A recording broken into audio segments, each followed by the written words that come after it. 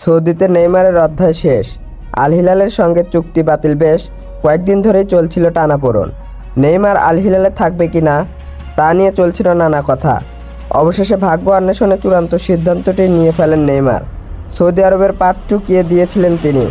আল হিলালের সঙ্গে চুক্তি থেকে বেরিয়ে গেছেন ব্রাজিলিয়ান সুপারস্টার।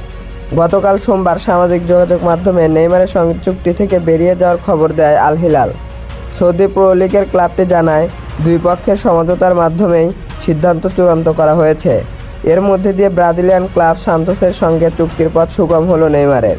ফুটবল বিষয়ক ওয়েবসাইট ইউএসপিএন গেল রোববার জানিয়েছিল, ছোটবেলার ক্লাব সান্তোসের সঙ্গে 6 মাসের চুক্তি নিয়ে আলোচনা করছেন নেইমার, যেখানে এই সম্ভাব্য চুক্তির মেয়াদ আরও 1.5 বছর বর্ধিত করার সুযোগও রাখছে দুই পক্ষ।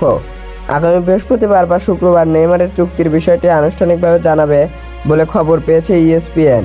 সমঝোতা সহজ সম্পন্ন করতে চুক্তি অনুযায়ী প্রাপ্য বেতনের একটি অংশ নেবেন না নেইমার।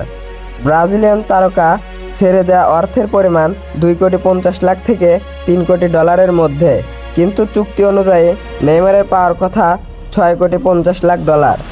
2023 সালে $9.76 লাখ বিনিময়ে প্যারিস সেন্ট জার্মেন পিএসজি থেকে আল হিলালের সঙ্গে 2 বছরের জন্য চুক্তিবদ্ধ হন নেইমার।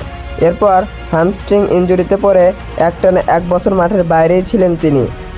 ফেরার পর 2 ম্যাচ না খেলতেই আবার ইনজুরিতে চলে যান ব্রাজিলিয়ান তারকা। এরপর আর মাঠেই নামা হয়নি। আল হিলালের জার্সিতে মাত্র 7 ম্যাচ খেলেন নেইমার।